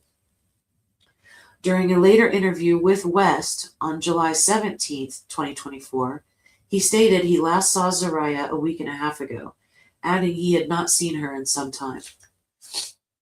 During the interview, West was displayed photos of the bike trailer Zaria was found on and admitted that it was his trailer, but it had been stolen 2 weeks ago. West stated he also rode a yellow Cannondale bicycle, which was also stolen. When asked when the bike was stolen, West stated, "It's been gone since the same time."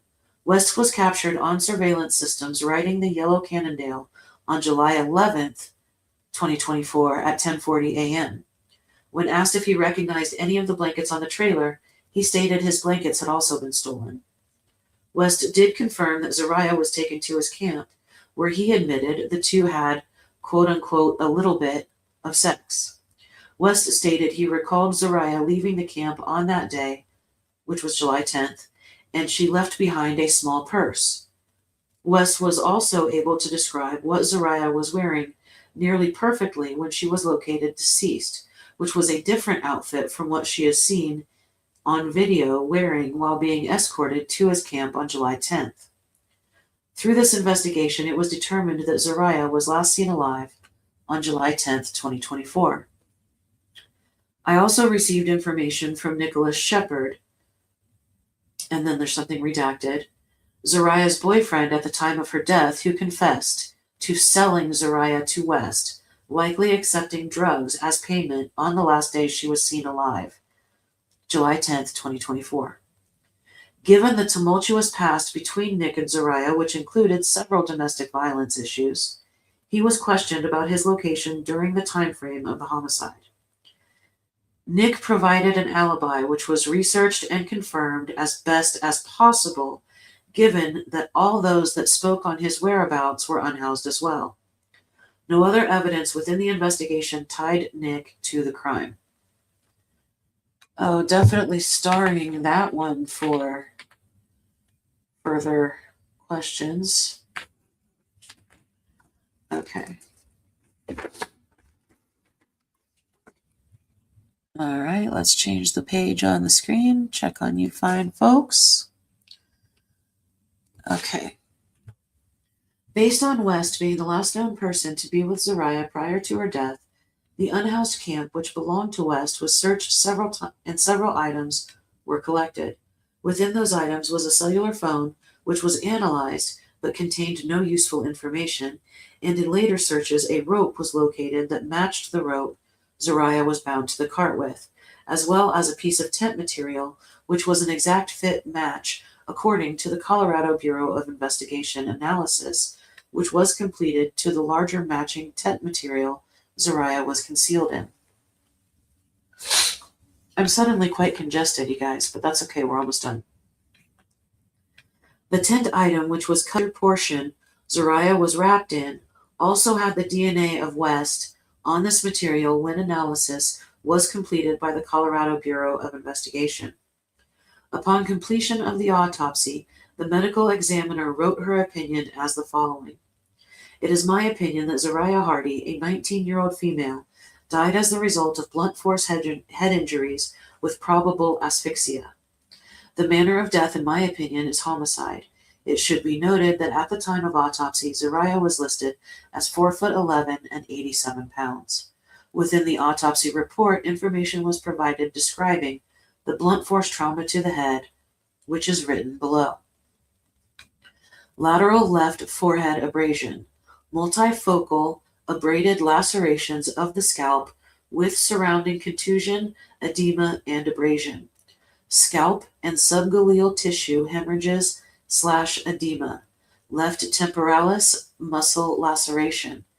And skull fractures, including 1 1/4 by 1 1/8 inch depressed fracture in the left temporal bone, diastatic fracture, and apparent hairline fracture in the left basilar skull.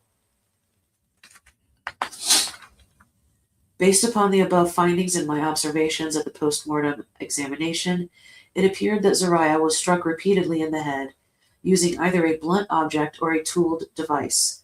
Probable asphyxia was also listed within the cause of death, which the medical examiner described as various materials enwrapping the body, to include a motorcycle cover around the head, secured with strings around the neck and showing a previously cut opening over the mouth and lower face, along with tape on the mouth and lower cheeks.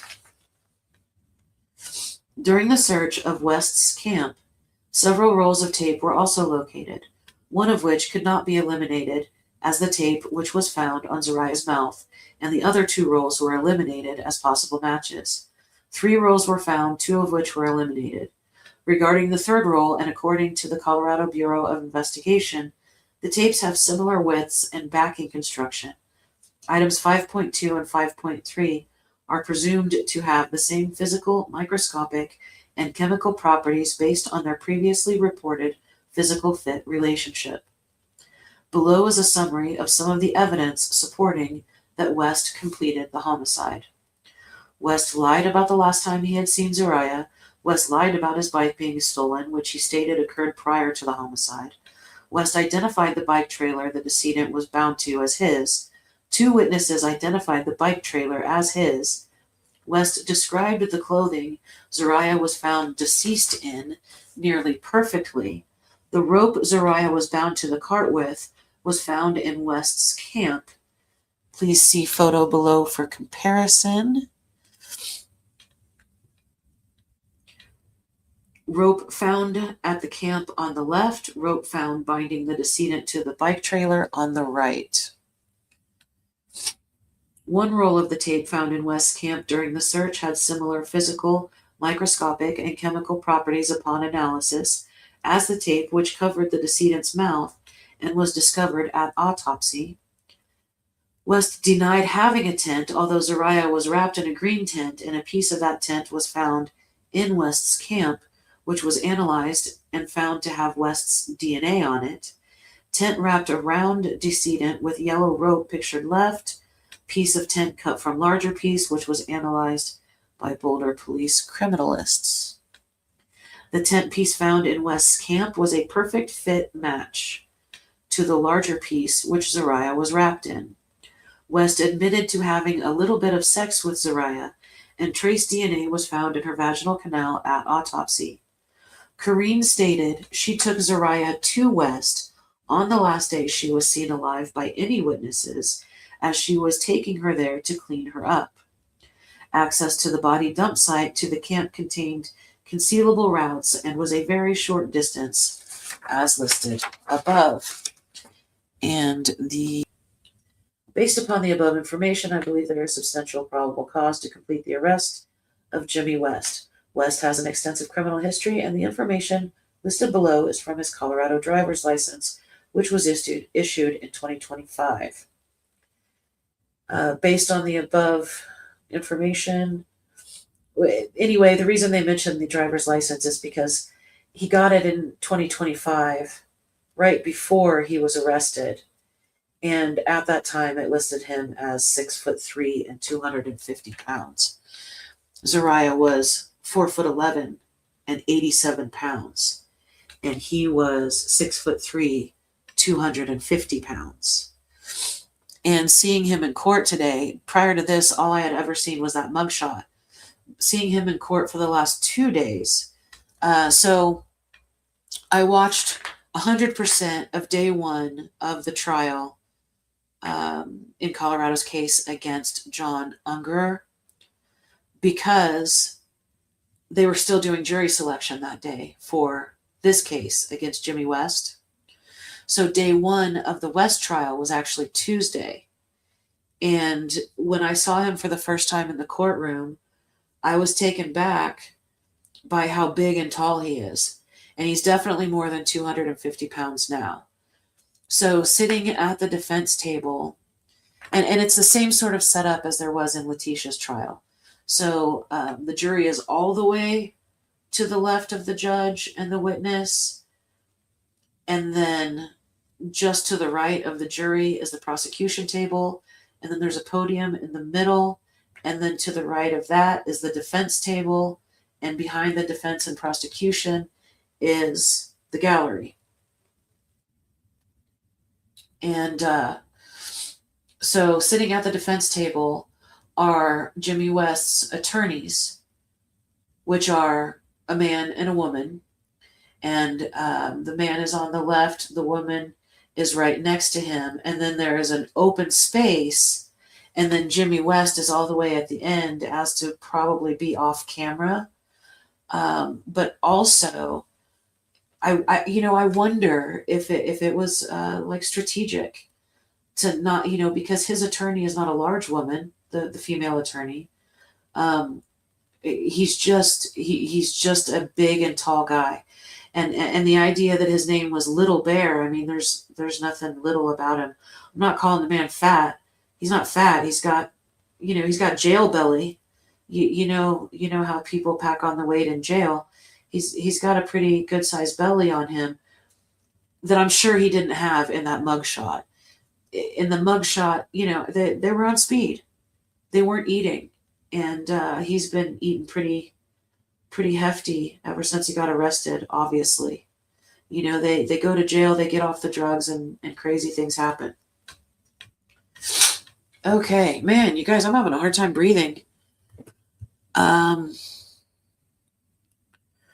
Let's see. I have the indictment. I have the affidavit. I don't really have any other things to present.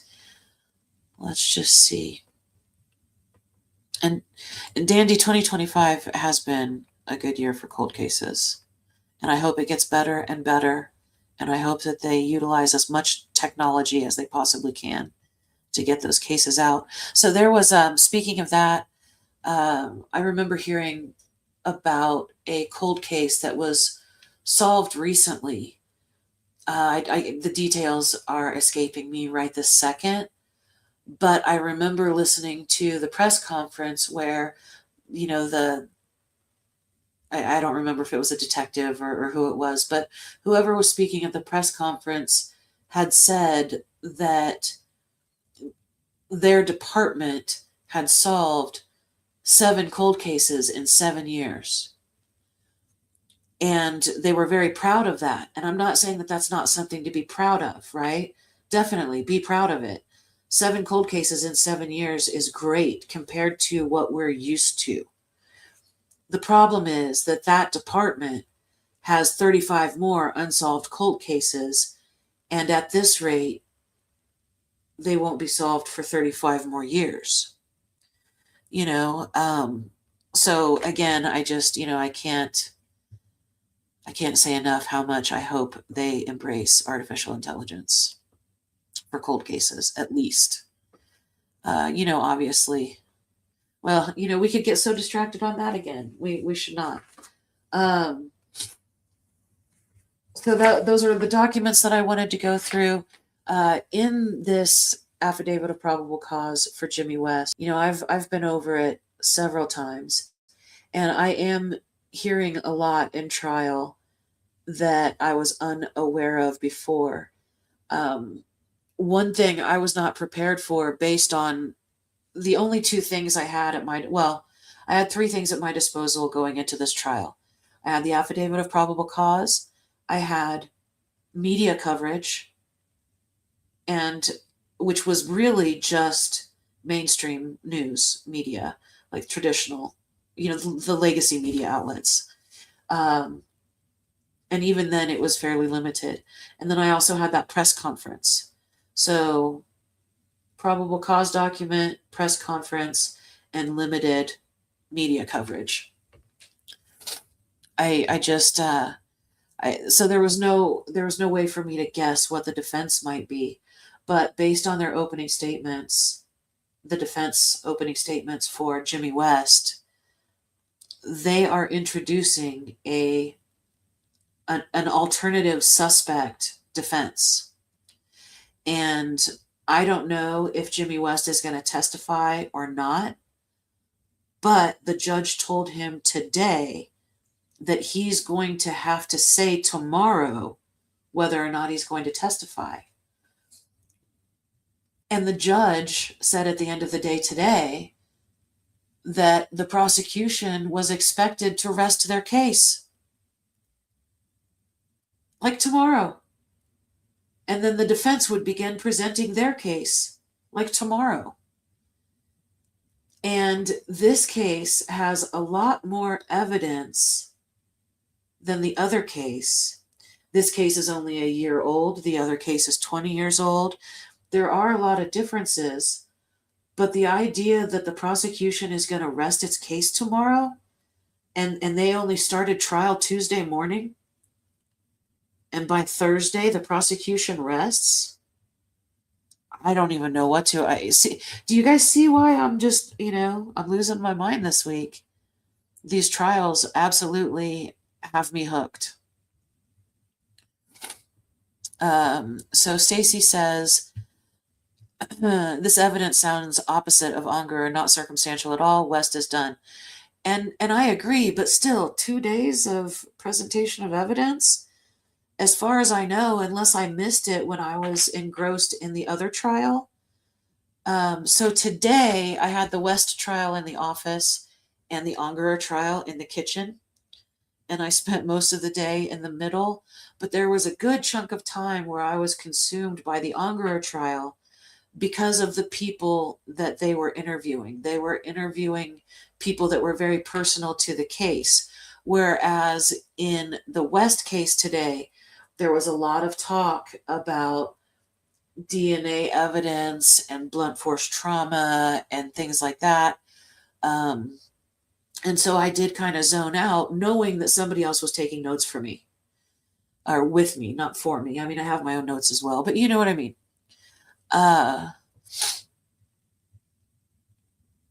There's circumstantial evidence in both cases. There's shaky witness testimony in both cases, but unless I missed it, we haven't heard from the boyfriend yet, from Zaria's boyfriend. Another big difference between the two trials. So watching the trial against Jimmy West, there's a good number of people in the gallery behind the prosecution. And every once in a while, there's somebody behind Jimmy West, but it's most likely a reporter. I can't identify. I've only seen two people back there at all, and I couldn't identify who they were, but they looked like reporters. Or it could have been a private investigator for the defense or something like that. It didn't seem like there were any loved ones that were there for Jimmy West. There definitely were loved ones there for Zaria. I didn't recognize it, but with WebEx, you only have that limited set angle and camera view, and zooming in, does nothing. So anyway, she's definitely represented in the courtroom. Now, in the other case, Ungerer, there are a few people behind the prosecution, but not as many as you would hope. And once again, the other side is pretty much empty. And I have no way of knowing how many people are watching virtually. But I know that Boulder County has worked their asses off for both of these marginalized victims. And I understand that you shouldn't take a case to trial if you don't have enough evidence. But, the district attorney hasn't been accused of corruption in this case. It hasn't been, evidence hasn't been mishandled. All of the controversy that surrounds the Morphew case just didn't happen here. And in fact, Michael Doherty, who is the district attorney for District 20, which is Boulder County, is helping with the Morphew case. I have not seen him in either of these two cases. He gave a speech during the press conference as the district attorney, but he is not trying these two cases himself. In both situations, there are two deputy district attorneys who are trying these cases against Jimmy West and John Ungerer. And I am sure that Michael Doherty is busy with other stuff, but I am impressed at the perseverance and the hard work. I mean, one thing I can tell you is that Boulder County 100% thinks that both of these suspects, these defendants, are guilty as sin. But they have to prove it beyond a reasonable doubt.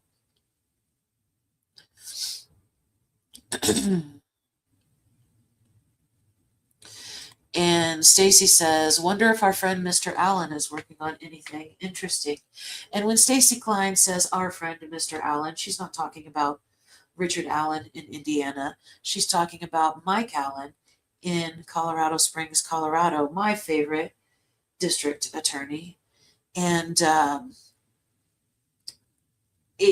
right now, so another thing that I posted on the community wall on my YouTube page is a link to an article saying that once again, a judge has ruled that Kimberly Singler will absolutely be extradited back to El Paso County, Colorado to face charges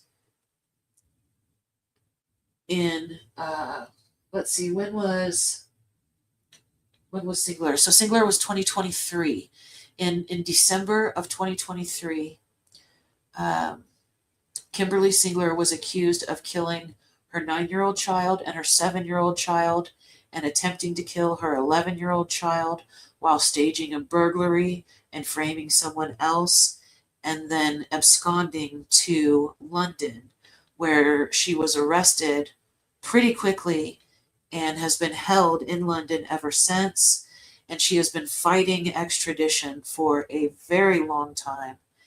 And we don't have a date of when she will be back in El Paso County. But what we do know for sure is that she has exhausted all of her efforts. She has exhausted every chance of fighting extradition, and she will be sent back. I will let you know as soon as I find out she is back here. And anything else I can. But that's going to be another Mike Allen case. And please believe that we will be covering that one as well as we possibly can. And, part of me also almost hopes that it doesn't become as high profile as Barry Morphew, and we don't have situations where the judge has an excuse to shut down the WebEx live stream. I do not want to go to the Morphew trial in person. I don't feel like it's a safe thing to do, and I don't want to do it. But as of right now, we're not going to be able to WebEx. Hopefully that judge will change their mind. It's possible. But,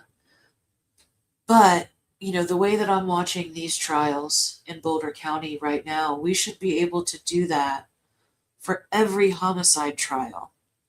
I mean, so much can be learned and better understood. The judge says they want to avoid misinformation, because of the people who I call social media circus geeks in the court of public opinion. But, as Scott Reich has stated over and over again, the way to avoid misinformation is to stream the damn trial. Then we see it for ourselves. What better way to avoid misinformation than to make the trials open to the public, not only in person, but also virtually? Which we're supposed to do in Colorado, according to Chief Justice Directive 23-02. But there are exceptions, and live streaming can be removed on a case-to-case basis for good reason.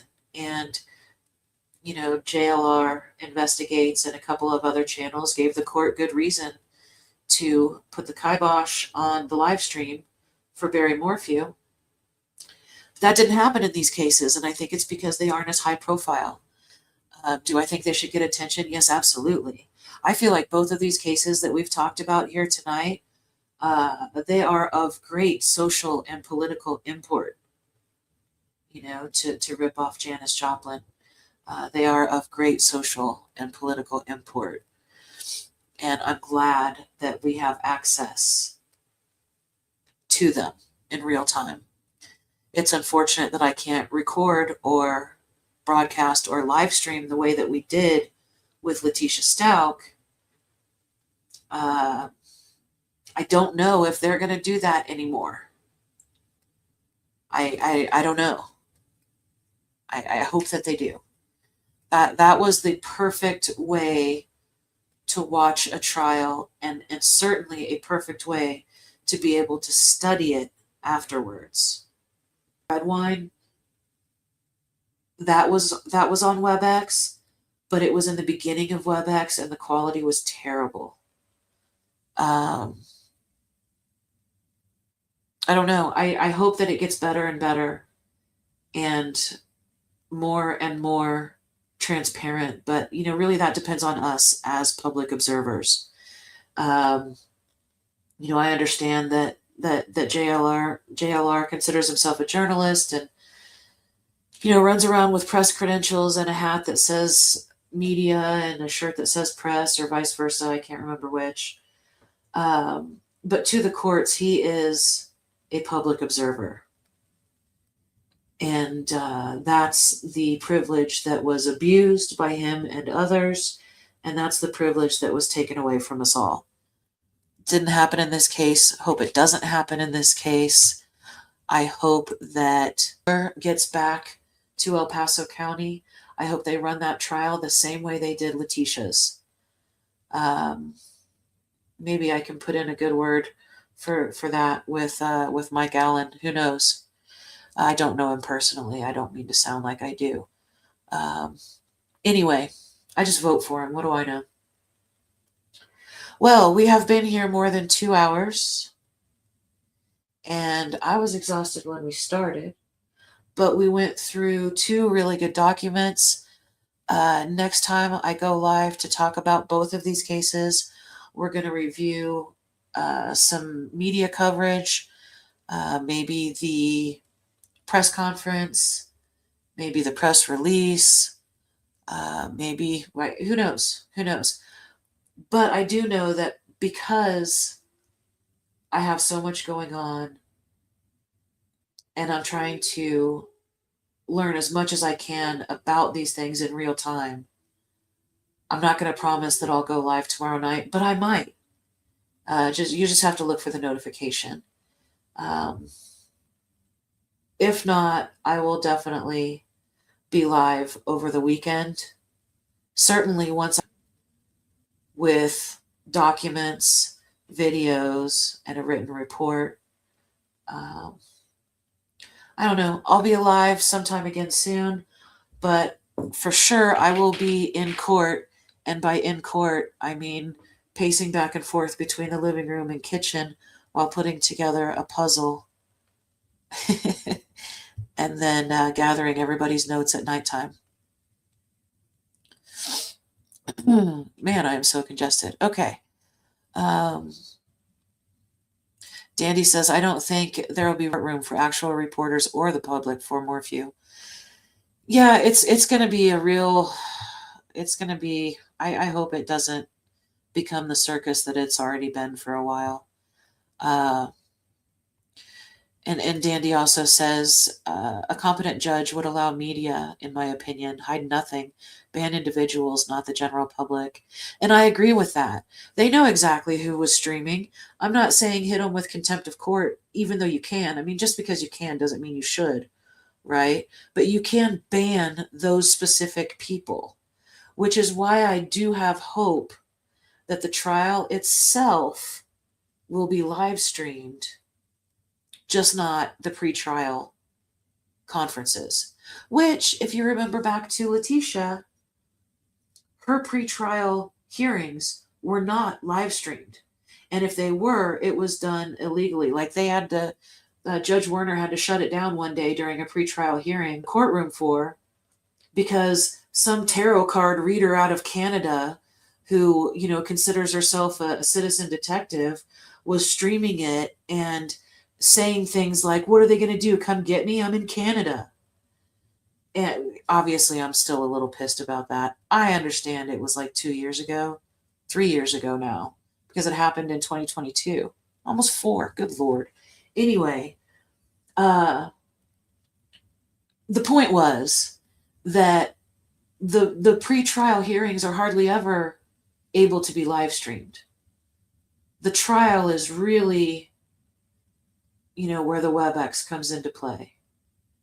But I don't know. What do I know? It was on WebEx. You could attend the pretrial hearings, but you didn't have permission to record or live stream. It's all so confusing. I know I'm babbling on and on. I'm going to wrap it up for the evening. Thank you guys for being here. Please come back tomorrow or the next day, whenever I go live again. Oh man. So I went all the way through the arrest affidavit for Jimmy West and left the banner up for John Ungerer. Well, I really biffed that one. Okay, so while I was reading the indictment for John Ungerer, I wanted to have, that ticker across the bottom with details about the case. And then while I was reading the affidavit about Jimmy West, I was going to have this ticker running across the bottom. Whatever, doesn't matter. It's been real. It's been fun. I'm tired. I have to be in court in 2 separate places tomorrow morning. And I will talk to you soonish. How about that? I will be live again soonish. And that's where we're going to end it. Okay, bye for now.